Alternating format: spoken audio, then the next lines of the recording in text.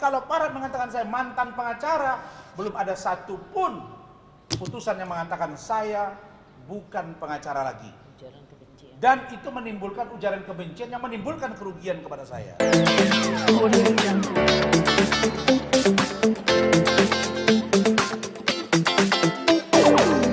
2 minggu yang lalu kami berkunjung ke salah satu kantor. Dan saya kaget, ternyata Kak Elsa ini hatinya rendah sekali. Beliau datang, kemudian care, dan tidak merasa gerah. Nah, ketika itu kami berdiskusi, terus saya diskusi sama istri saya. Saya bilang, duh, kalau Kak Elsa mau begini, kantor kita walaupun kecil, mungkin beliau mau.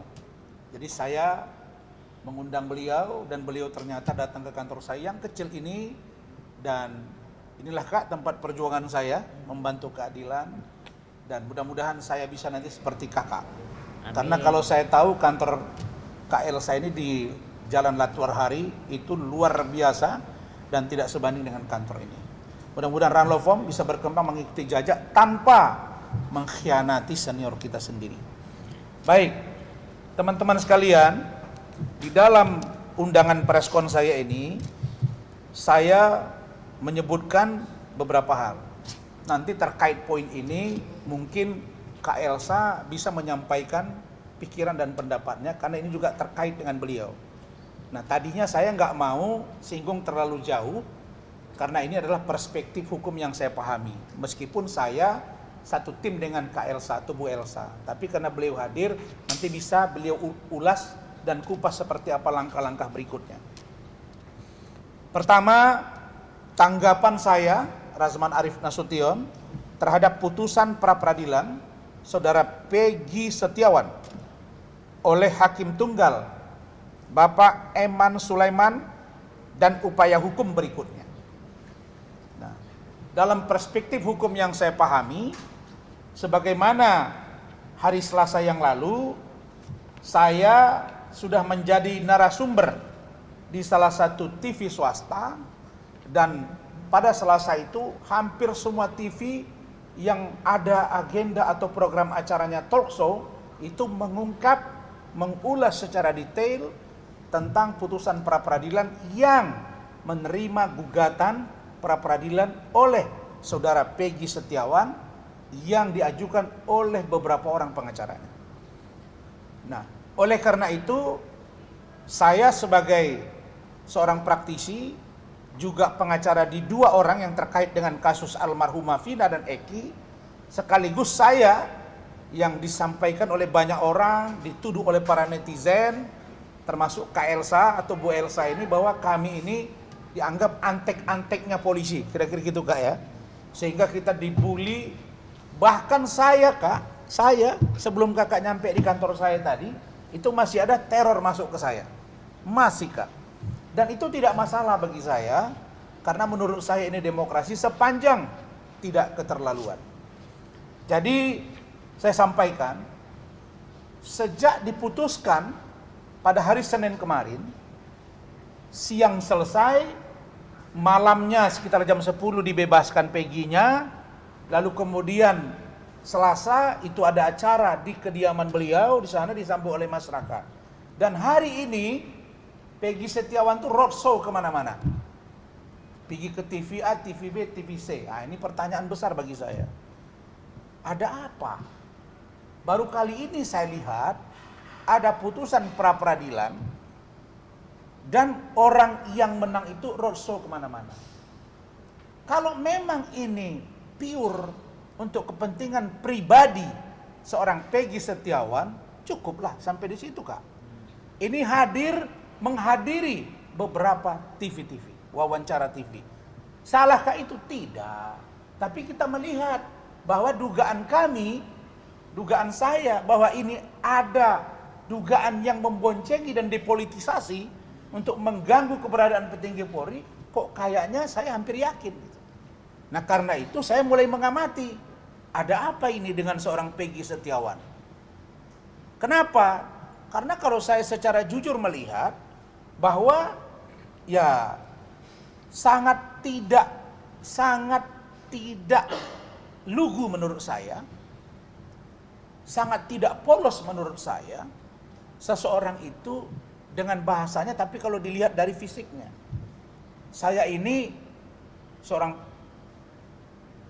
profesi advokat, seorang orang tua, punya ponaan, punya anak, saya juga dosen, dan pernah anggota DPRD. Artinya, saya paham, melihat. Menurut saya, kalau orang bertato, sampai beberapa biji tatonya, menurut saya, itu ada yang menurut saya ya, pikiran saya ini, kok bagi saya itu kurang baik.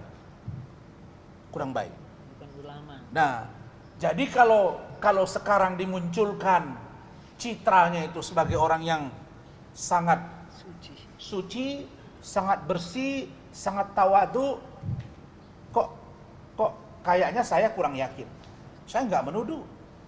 Nah, kemudian ketika dialog hari Selasa itu di salah satu TV swasta, ketika diwawancarai oleh hostnya, itu saudara Peggy mengakui bahwa dia salah satu pendukung sepak bola, termasuk nama orangnya gitu. Sayangnya saya tidak diberi kesempatan untuk berdialog dengan beliau karena dilarang oleh hostnya.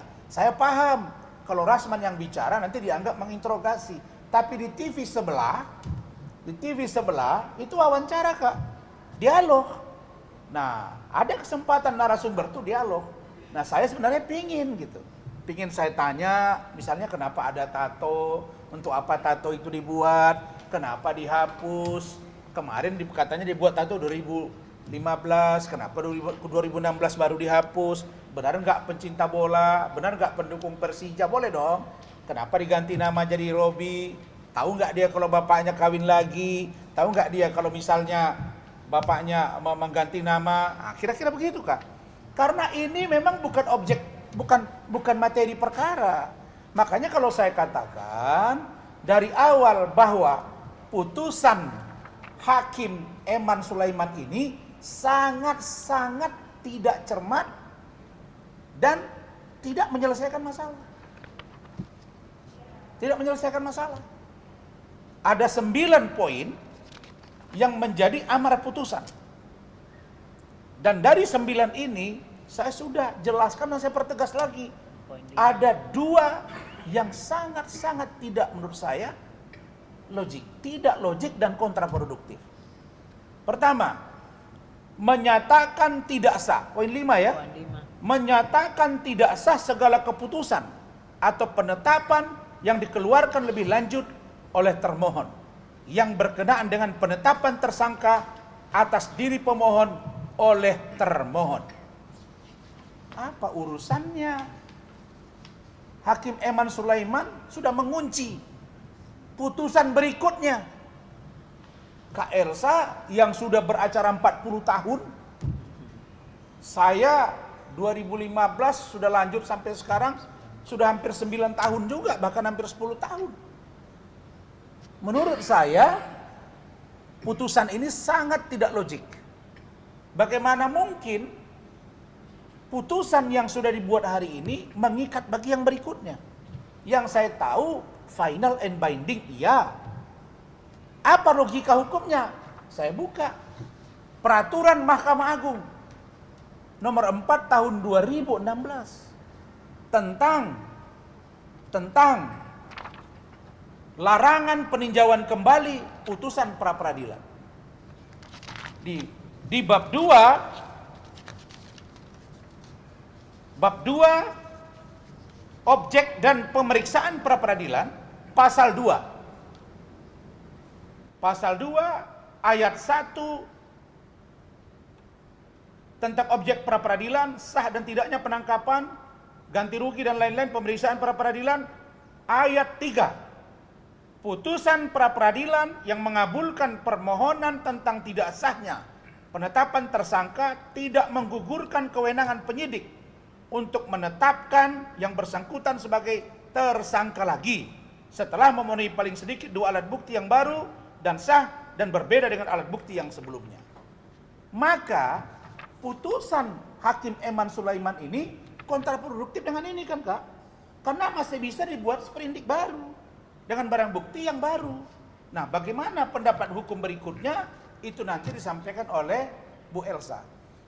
Yang paling penting menurut saya adalah saya menghimbau, saya berharap agar satu, Polda Jawa Barat, apakah itu melalui tim kuasa hukumnya, karena saya dengar akan ada tim hukum yang nanti juga akan diramu, akan dijelaskan oleh Bu Elsa, bahwa kita harus menguji poin atau PowerPoint yang diajukan atau yang disampaikan dalam pertimbangan oleh Hakim Tunggal, yaitu tentang DPO, itu kan, daftar pencarian orang. Kalau bahasa Inggrisnya wanted. Dan DPO ini jelas menurut aturan hukum yang kita pahami, menurut SOP, menurut Perkaba, menurut Perkap, Perpol, diatur DPO adalah tersangka. Belum pernah saya dengar seorang DPO tidak tersangka. Yang saya tahu DPO tersangka. Tapi Hakim Eman Sulaiman mengatakan DPO dipanggil dulu 3 kali, Kak. Pakai surat 1, 2, 3, tidak, baru tangkap. Sejak kapan DPO dipanggil dulu? Kalau besok Harun Masiku yang sejak tahun 2021 DPO, besok ketemu di sini, kasih surat dulu, saya pastikan 1000 kali dia akan lari. Ini logika yang terbalik. Jadi hakim bukan segala-galanya, Bapak. Hakim juga bisa kita duga punya muatan. Hari ini Indonesia, negara Republik Indonesia ini sudah sulit kita mempercayai kulluhum ajma'in, seluruhnya. Tidak.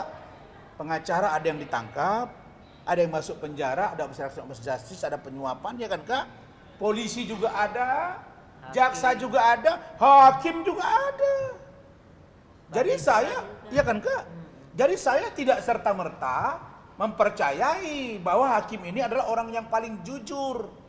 Tidak juga, karena bercermin dari potret hukum hari ini. Tetapi karena ini kewenangan dari hakim, monggo.